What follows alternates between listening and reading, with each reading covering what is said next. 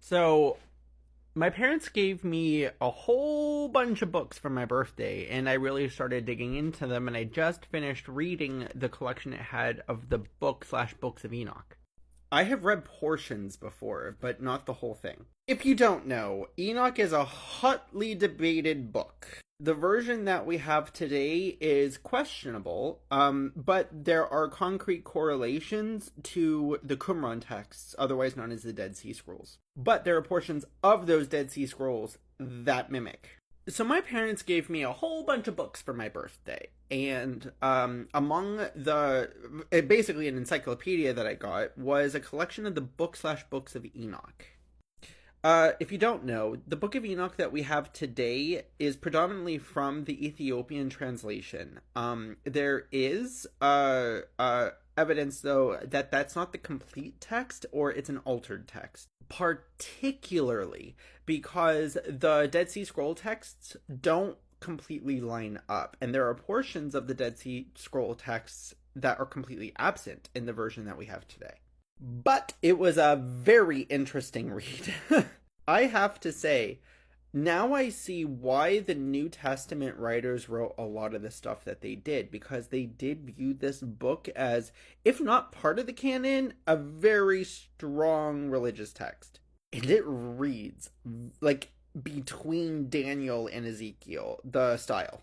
To me, having read this kind of like fills a lot of the gap between the Old Testament and the New Testament ideologies. The things that seem like concrete differences between the two, the difference between them is kind of blurred or muddied, I guess. The book was more than likely written around the range of 2 to 300 BC, potentially up to 100 BC, which, according to archaeology, is around the same time that Daniel was written.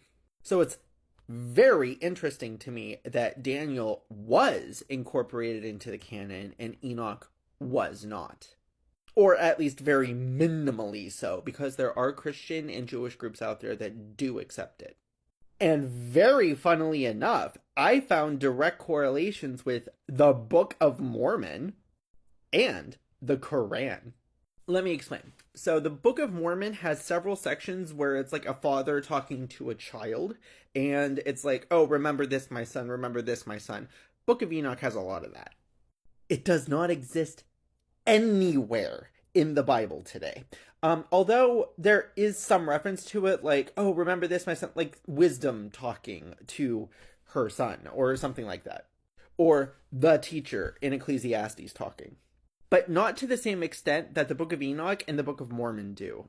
Both of those are like, remember this, my son, and I shall tell you these things, and here's what I'm going to tell you. Or the son saying, I'm going to go to my dad and ask him all these things. How it compares to the Quran is how the Book of Enoch talks about like the different signs of the heavens, what they mean, the names, all that stuff. And just the feeling of it reminds me of some passages that I read in the Quran. The only main difference between the two, I'd have to say, is the Quran version is like, you have like the heavenly host talking to each other and then talking to the Prophet Muhammad and then saying, hey, this is how these things happened. Were you not there? Did you not see? Did this person not talk to us in such a way? Did this not happen? Because I tell you the truth, these things happened in such a way. That type of dialogue is absent in Enoch, but it's very similar of like how Enoch is, or whoever is the character at the time, because you have Methuselah and stuff like that, looking up at the heavens and then God saying like, hey, this is how it is. I formed this, and then when Adam did this, and I said this, and Eve did this, and blah, blah, blah, blah, blah. So it's very, very interesting, and I think it's just worth like looking at and analyzing, just for fun. And the reason I put it on this channel is because this does have to do with like biblical weaponization, kind of, sort of. Why is it that this book was not incorporated? And how people are often told, don't read the Book of Enoch. Why? I mean, I'm a Christian. I read a translation of the Quran. Wow. I'm soon about to crack open the Vedas. But I thought when it comes to the Apocrypha or anything like that, I might just put it up here. My thoughts, my personal opinions, and my impressions. Good read. good read. Definitely, if you're used to biblical literature, it flows pretty well. If you're not interested in reading things like the Bible or the Quran or the Book of Mormon, then it's probably a snooze fest. It's definitely a lot more interesting than the genealogies or the temple building or the tabernacle formation, though. I can tell you that.